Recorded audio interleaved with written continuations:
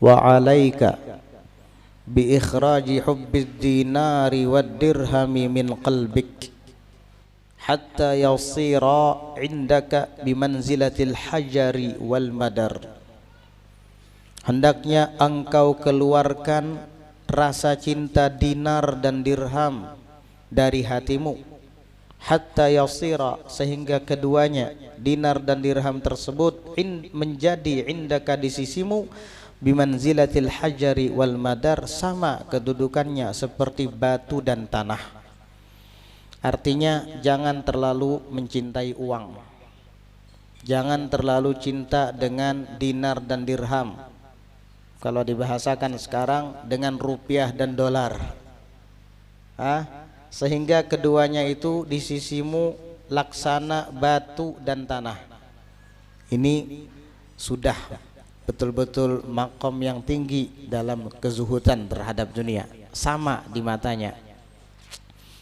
Dinar, dirham laksana batu dan tanah, sehingga sebagaimana orang tidak akan sedih ketika kehilangan batu atau ketika kehilangan tanah, ia juga tidak akan sedih ketika kehilangan dinar ataupun dirham atau rupiah. Wa bi ikhraji hubbil manzilati 'indan nas, dan mengeluarkan rasa cinta kedudukan 'indan nas, di sisi manusia, min qalbik, dari hatimu. Keluarkan itu rasa pengen dihormati, keluarkan itu rasa ingin memiliki kedudukan di sisi manusia, karena itu penyakit.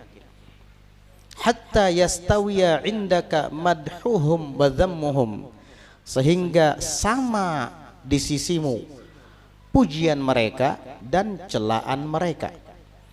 Wa iqbaluhum wa idbaruhum, dan menghadapnya mereka juga berpalingnya mereka, enggak ada beda di matamu. Kalau kamu bisa seperti itu, berarti kamu sudah berada di tingkat makom wilayah yang tinggi. Pujian orang tidak menambahkan rasa bangga pada diri, orang menghina kita juga tidak merubah pendirian. Mau memuji mau menghina sama, enggak ada bedanya, karena di hatinya tidak ada keinginan untuk dihormati, karena di hatinya tidak ada keinginan untuk mendapatkan kedudukan di sisi manusia. Yang ada di hatinya hanya ingin mendapatkan kedudukan di sisi Allah. Pujian orang, celaan orang sama di matanya. Dia tetap lurus di jalan Allah, sebagaimana yang dipraktikkan oleh Nabi kita Muhammad sallallahu alaihi wasallam dalam berdakwah di jalan Allah, dalam memperjuangkan agama Allah. Pujian beliau dapat, cacian juga beliau dapat, tapi semuanya sama di mata Nabi. Pujian tidak merubah pendirian beliau sehingga terlena, lupa untuk berdakwah. Cacian dan makian juga tidak merubah pendirian beliau sehingga berhenti karena takut dengan cacian dan makian dalam berdakwah. Tidak. Ketika beliau dipuji, ketika beliau didatangi Jibril, ketika gunung-gunung Uhud menawarkan diri untuk jadi emas, Nabi tidak tertipu, tidak terbuai, tidak terlena. Tetap beliau lurus di jalan Allah dan berdakwah di jalan Allah. Ketika beliau dilempari dengan batu, ketika beliau dicaci, dimaki di Taif, beliau juga tidak surut semangatnya dalam memperjuangkan agama Allah, sehingga cacian dan makian makhluk sama di mata Nabi sallallahu alaihi wasallam. Nah, manusia-manusia mulia ini mendapatkan kedudukan seperti ini karena meneladani Nabi kita Muhammad sallallahu alaihi wasallam. Para wali-wali tersebut mendapat manzilah di sisi Allah karena mencontoh Nabi kita Muhammad sallallahu alaihi wasallam.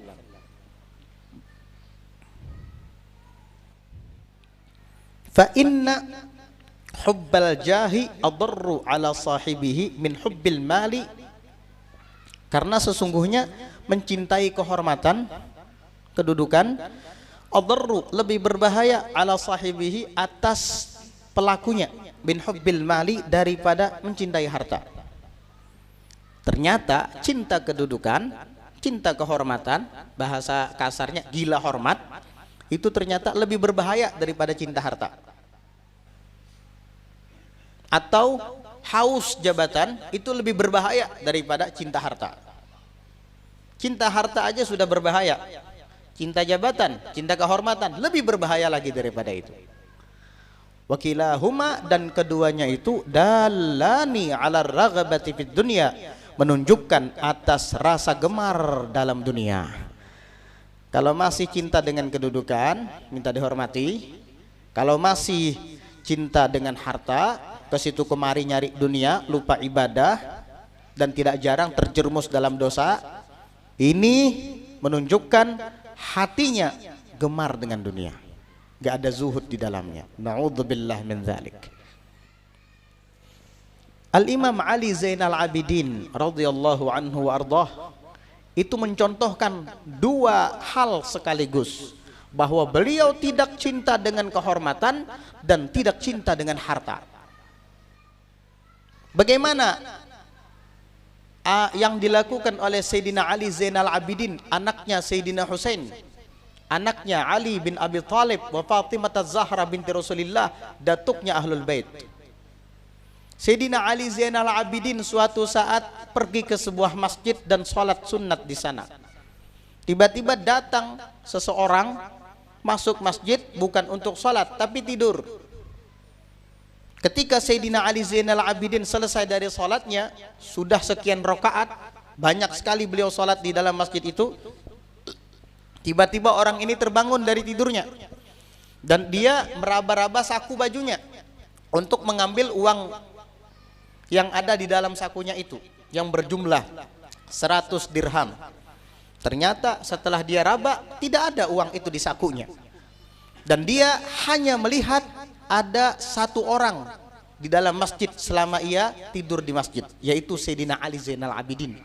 Ketika Sayyidina Ali Zainal Abidin pulang keluar dari masjid, orang itu langsung berprasangka buruk dan menuduh bahwa Sayyidina Ali Zainal Abidin lah malingnya. Luar biasa, seorang keturunan Nabi yang terhormat dan mulia, cucu Nabi SAW, dituduh sebagai maling. Akhirnya apa? Dia mengata-ngatai Sayyidina Ali Zainal Abidin di sepanjang jalan menuju pulang ke rumahnya. Hei, jangan pura-pura ahli ibadah. Hei, kembalikan uang saya. Hei, dasar maling.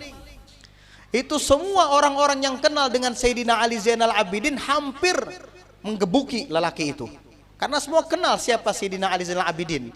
Mana mungkin sosok orang yang mulia, cucu Nabi, jadi maling?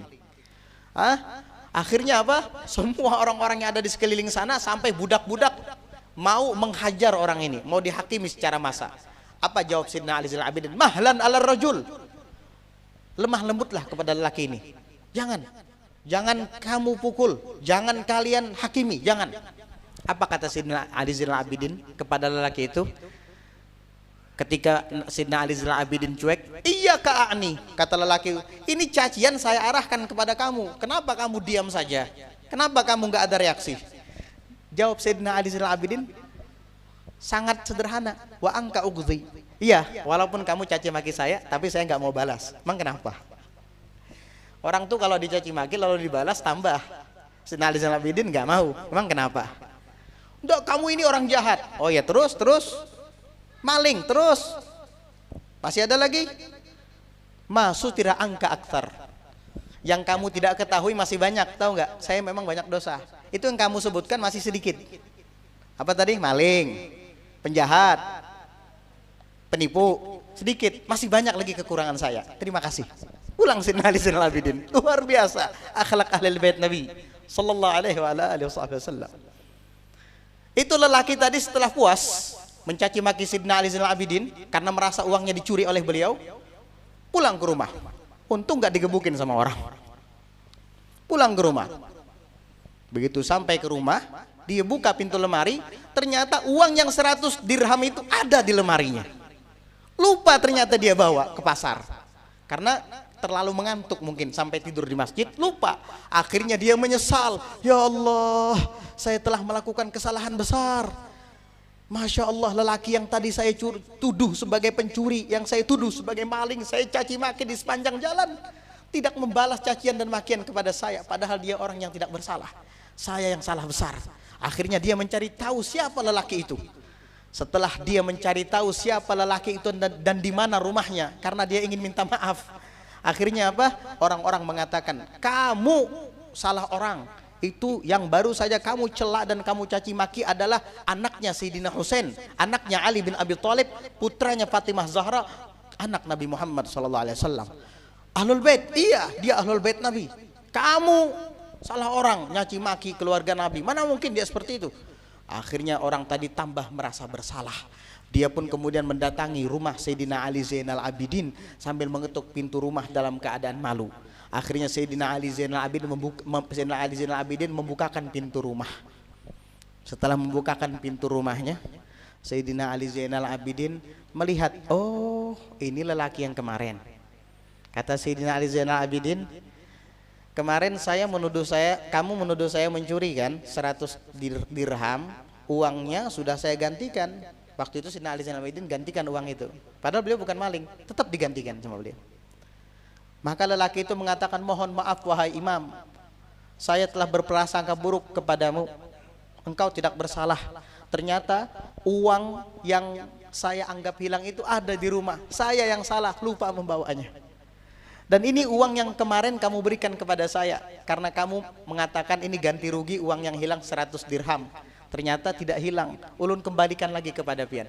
Kata Sayyidina Ali Zainal Abidin, la nahnu ahlul bait idza wahabna syai'an fala nasta'iduh. Kami ini ahlul bait, keluarga Nabi. Kalau sudah memberikan sesuatu kepada seseorang, pantang bagi kami untuk mengambilnya kembali. Ambil buat kamu. Kalau kamu minta tambahan lagi, saya kasih. Perlu lagi enggak? Tambah nangis orang tadi, nyium-nyium tangan dan kaki beliau radhiyallahu anhu wa arda. Dari hal ini kita dapat ambil kesimpulan, Sayyidina Ali Zainal Abidin enggak mau dipuji-puji sama orang. Sayyidina Ali Zainal Abidin gak masalah dengan cacian dan makian orang. Sayyidina Ali Zainal Abidin tidak takut hartanya habis, dikasihkan semua sama dia. 100 dirham tadi dikasih sama, ambil sudah, gak apa-apa. Biar kamu kan di rumah punya 100 dirham. Kemarin saya kasih 100 dirham, 200 dirham uang kamu. Enak kan? Udah beli apa silahkan kamu. Ada perlu lagi? Malu orang tadi. Luar biasa. Ini Sayyidina Ali Zainal Abidin hasil didik Sayyidina Husain, ayahnya. Dididik oleh pamannya Sayyidina Hasan Husain, didikan Sayyidina Ali bin Abi Thalib, didikan ibunda Fatimah Zahra. Ali bin Abi Thalib, Fatimah Zahra, didikan ayah mereka Nabi Muhammad SAW, mertua Sayyidina Ali. Wa aslu hubbul jahi, dan asal mula adanya cinta kehormatan itu adalah hubbut ta'zim, karena mencintai pengagungan orang lain, mengharapkan orang lain mengagungkannya, akhirnya dia pun cinta kehormatan. Wal 'azamatu, sedangkan keagungan min sifatillahi adalah daripada sifat-sifat Allah. Fahuwa, maka ia munaza'atun lirrububiyyati. Artinya hubbul jah itu mencintai kehormatan, mencintai kedudukan, itu munaza'atun lirrububiyah, sama saja dengan menentang ketuhanan Allah. Munaza'ah itu menentang ketuhanan Allah, karena keagungan hanya milik Allah. Wa amma hubbul mal, dan adapun cinta harta, fa innama asluhu hubbut tamattu', maka sesungguhnya asal muasalnya itu dikarenakan cinta bersenang-senang, bisyahawati, dengan syahwat.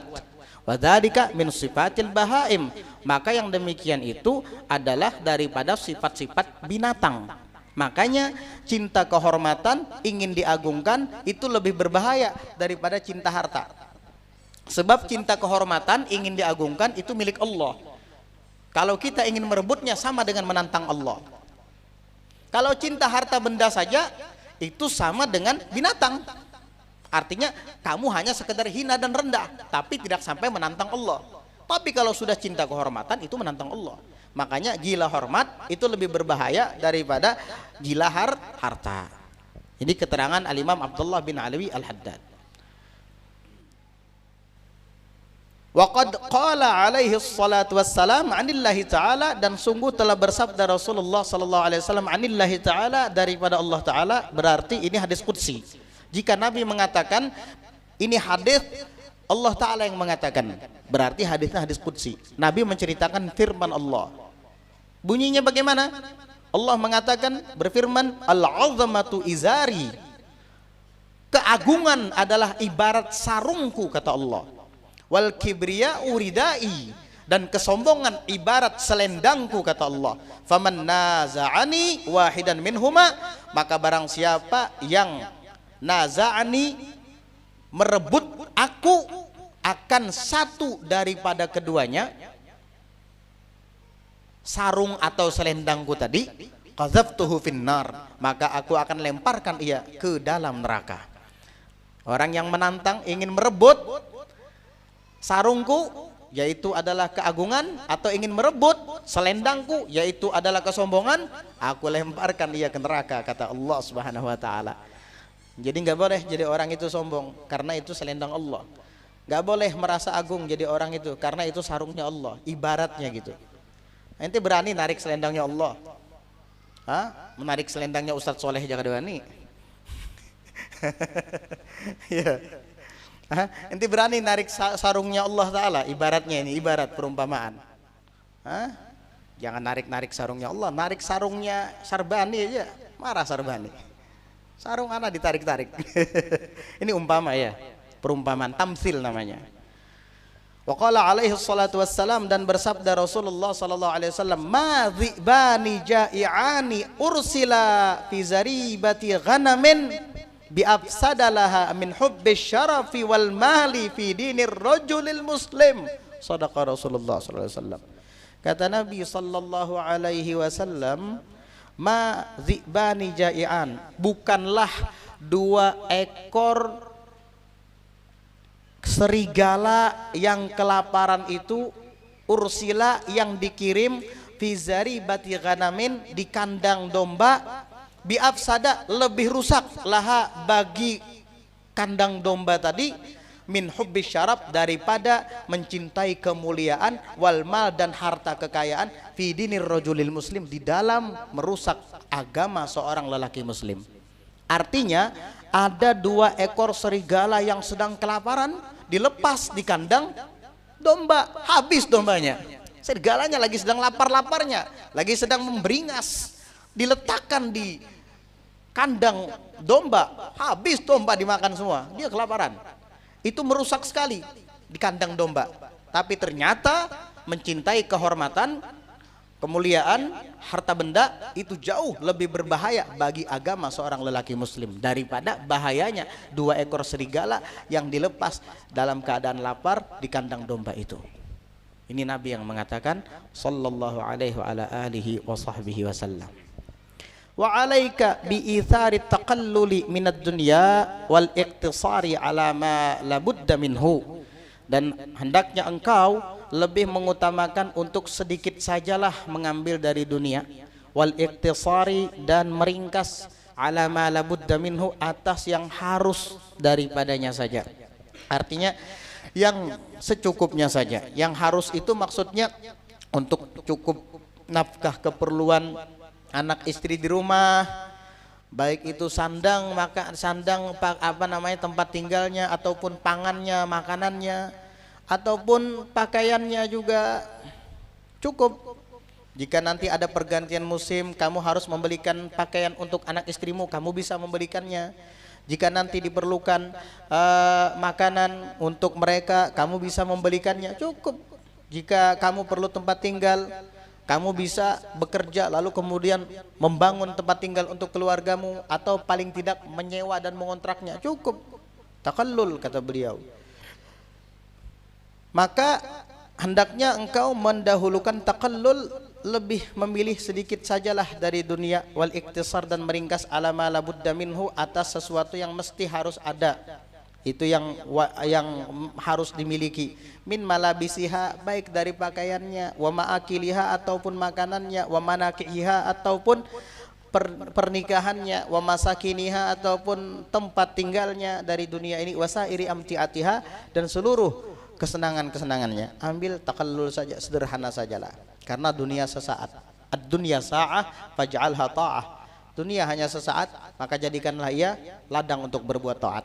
Artinya kamu tidak dilarang untuk menikmati duniamu, tapi jangan berlebihan, jangan lupa daratan. Dan yang mau kamu lakukan secara banyak dan berlebihan itu adalah amal ibadah.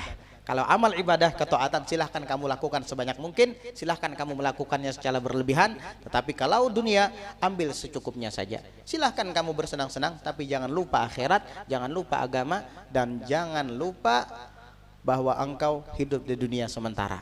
Akhirat kekal abadi selamanya.